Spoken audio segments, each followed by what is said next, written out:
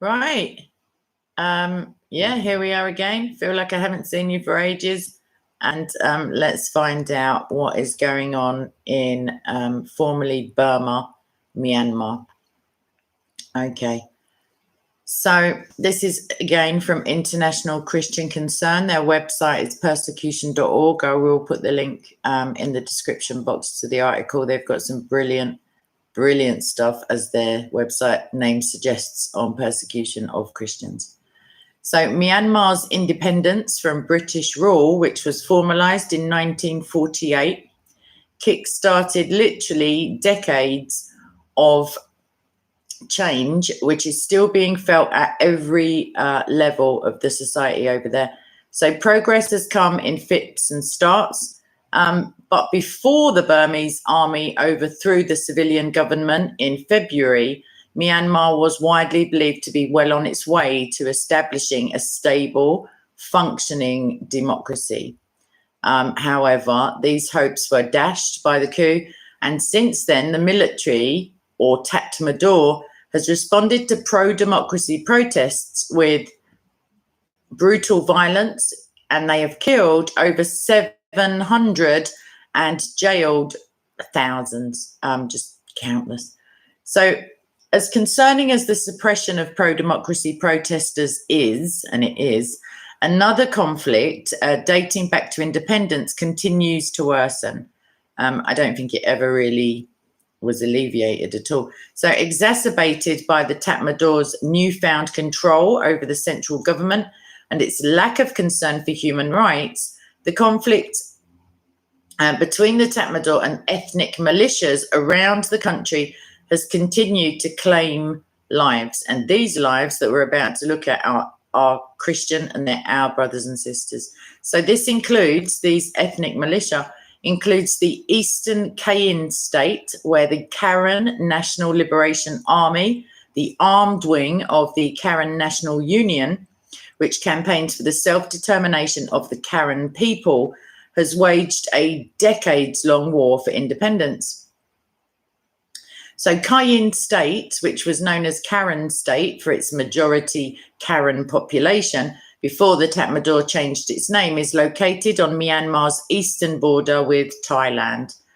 The Karen are ethnically and linguistically diverse. They speak between them 12 distinct languages and are believed to have settled the Kayin state area before the arrival of the Burmans to modern-day Myanmar. So subjected to the rule of various kingdoms throughout their history, the Karen were given some degree of autonomy by the British, who allied militarily with the Karen against the Burman majority, whom the British saw as a threat. Today, it is estimated that there are around 4 million Karen living in Myanmar, mostly living in Kayin state, though reliable population data is difficult to come by since the Tatmadaw keeps census results a closely guarded state secret. Karen was the first ethnic group in Myanmar to accept Christianity when it was introduced to the country in the 1800s by a group of American Baptist missionaries led by Adoniram Judson. So today it's estimated that 20 to 30% of Karen are Christian, with most of the remainder consisting of Buddhists and animists. The KNLA, the Karen National Liberation Army, their armed struggle has continued since the end of the Second World War. Like, it's unbelievable, really. So since 1945, making it the world's longest running civil war. The rebels seek autonomy for the region and have continued their fight in the face of unimaginable brutality. And that is saying something, because there's a lot of brutality that can be imagined and witnessed daily around the globe. You only have to look to Pakistan, Nigeria, Chad, Niger, Yemen, Somalia, North Korea. It's so unimaginable is a big deal. And this unimaginable brutality is perpetrated by the Tatmadaw, which often targets Let's all take a breath and have a guess. Women and children. Tens of thousands. Let me run that by you again, because the numbers sometimes get too big to be meaningful, if that makes sense. Tens of thousands. That means minimum, linguistically, minimum 20,000. That's two tens, as it were. So tens of thousands are reported dead. Oh, gosh. Hundreds of thousands of displaced people as a direct result of this conflict. So now we're going to look just very briefly, this is just scratching the surface, the lives of the Karen Christians. So not the Buddhist, the Buddhist Karen or the animist. As with the Kachin, Karen Christians face the double threat of both ethnic and religious persecution. And then add to that, if you're female, that's a triple threat, as it were. The KNLA's long war against the Tatmadaw has created a state of heightened tensions, as one would imagine, between the central government and residents of the region that only worsens the conditions of the Karen Christians. The Tatmadaw often targets churches and leverages Christians, minority status against them in their rhetoric and in their tactics. Christians are we are a tiny minority in Burma as a whole, in Myanmar as a whole, and they make an easy target for the nationalistic rhetoric of the Tatmadaw. However, the persecution does not stop at rhetoric, unfortunately. The Tatmadaw uses mass brutality against its enemies, and reports of, gang rape, public beheadings, and the decimation of entire villages. That's stuff we rarely see outside of Nigeria, really. And they're all too common in that area. So Patrick Klein, who is president of a US-based Christian group, once spoke about the atrocities committed by the Tatmadaw against Karen people. And this is a direct quote. Villages are being surrounded and rockets are lobbed in. The Myanmar regime then goes in with machine guns and mows down whoever is still alive. And then the evidence is burned. There are reports they are also blockading villages so the people can't go out and get food. It's also reported that women are being raped and men are being set on fire whilst they are alive. And they're actually poisoning the water supplies now, is what is the end of the quote.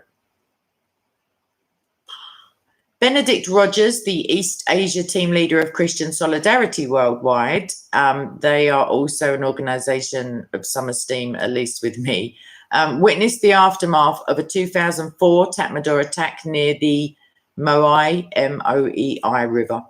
He recounted that the troops had set fire to the homes, looted and destroyed the clinic, burned the crops and set the church on fire. What charmers. According to him, churches are often the first targets in attacks on ethnic villages, whilst more often than not, Buddhist temples are left untouched. What a coincidence. As the Tatmadaw cloaks itself in Buddhism and stirs up anti-Christian sentiment. Karen Christians, suffering with little protection from the ravages of the Tatmadaw, often flee to neighbouring Thailand for refuge. Even there, they are not safe. Reports have surfaced of the Tatmadaw shelling camps of displaced Karen in Thailand in a brazen violation of both the refugees' human rights and Thailand's sovereignty, quite frankly. David Eubank, head of Christian aid group Free Burma Rangers, has helped to document the Tatmadaw's crimes against the Karen people and has worked for years to provide life-saving aid to civilians in the region and train young rangers to defend themselves. And now we're going to look at the post-coup future. The Tatmadaw has been unyielding in their violence against Karen civilians since taking over the government in February. And the KNLA has been active in its response ever since, fighting and shelling in civilian areas such as the Do Tha Tu district has been relentless, forcing many Karen Christians to flee into the jungle or across the border into Thailand, leaving behind their homes, their churches, their farms, you name it. Thailand's Prime Minister Prayuth Chan-ocha said in March that his country would accept refugees from Myanmar, but Sunai Phashuk, a researcher with Human Rights Watch, another great organisation, reported on the same day that Thai authorities had forced over 2,000 Karen refugees back over the border into basically where the Tatmadaw had recently engaged in bombings of civilian areas. The February coup only worsens the situation for these people, for the Karen. Though limited in its ability to push back against the Tatmadaw, the democratically elected civilian government was the only real internal check on the Tatmadaw's campaign against ethnic minorities. And now that it is deposed, basically nothing stands in the way of larger scale ethnic and religious persecution in Kayin state and elsewhere around the country. The problem is already a massive one and a long-standing one. According to Clara Tunwin, a Karen Christian activist who is based in Washington, D.C., over 20,000 Karen villagers are currently displaced. That's a lot of people without anywhere to call like a permanent home. They need lots of medical supplies, medical attention, food, shelter, she told the ICC. Oh, bless her. Our plea to our brothers and sisters in Christ all around the world is to please continue praying for the Karen Christians and other people who are oppressed and attacked by the Burmese military. Well, I, for one, will certainly be adding them to my ever-growing list.